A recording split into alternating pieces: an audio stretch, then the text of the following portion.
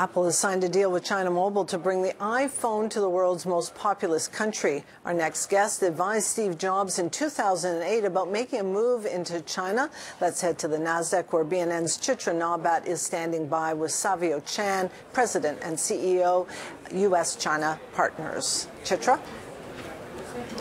That's right, Francis. Thank you so much. I'm here with Savio Chan, who is an expert on U.S.-China cross-border transactions. And now, Savio, I know that the late Steve Jobs contacted you to help get a deal done with China Mobile. This deal has finally happened. What does this mean for Apple and its share price? Well, this is the most important defining moment for Apple because it's the most important market and the largest for them in the forthcoming 24 months. So how they're going to handle this?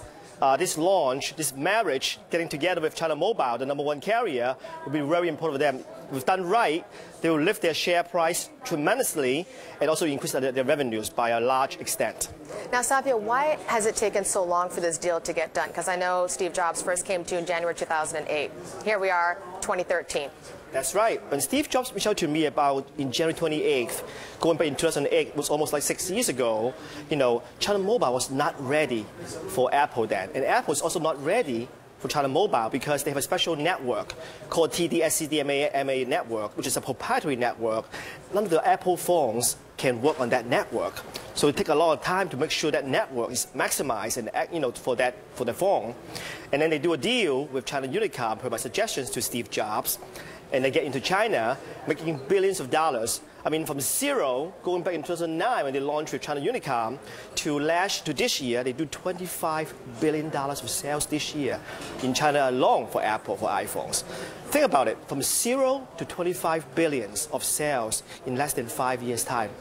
That's the biggest market for Apple. So then going forward, what is that real opportunity for China for Apple in the China market? Well, the real opportunity is with the #1 largest carrier like China Mobile, with 763 million subscribers, and over 35 million of them are already on what they call the Generation 4 network, okay, on the 3G network, the 4G network for China Mobile, which means the fastest data, the fastest access for the internet network. So all these subscribers will be ready and to sign on to China Mobile to get the newest iPhone because it's faster, it's the newest things, and they already have more than 1 million people signed up on their pre-sales network on their China Mobile website.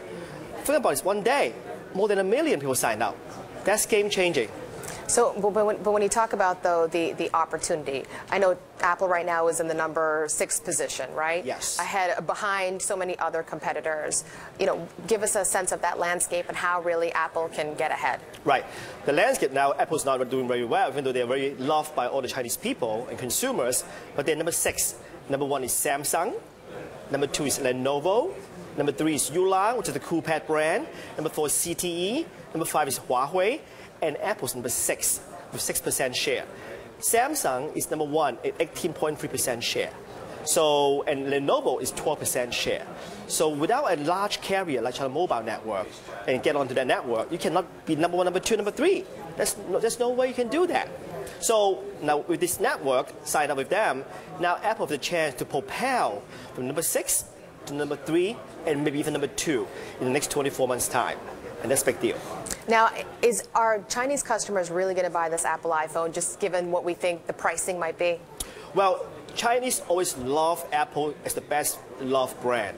But let's face it, with the average income of Chinese consumers of $700 a month, they're not going to pay the whole month's salary for a phone. Okay? Without any subsidy on the phone, Apple would be too expensive. However, in the first go-around, in the first phase of the launch, the early adopters will still buy the phone because they love it anyway. They want it now. So they will still buy it. So that's the first 25 million of subscribers will just sign on almost immediately in the next 6 months' time, not faster. But the next wave, which is the major numbers of the mass middle class consumers, which is over 300 million of them, they want to buy that. With that, you have to lower the price.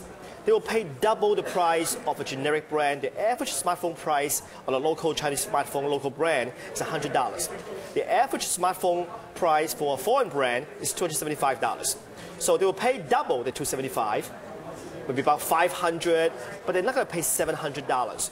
So the strategy has to be China Mobile has to subsidize the phone later for the next phase of launch so that the mass would buy it. And when do you think that next phase will be? How many months from now do you think we'll first start to see that subsidy? Well, from my sources in China, they told me that the first phase, when they launched this in January, before the Chinese New Year, they would not give any subsidy. So it'll still be expensive, but they don't care. They know that the demand is there. There's kind of demand for the phone. They want it now, so people are going to still buy it.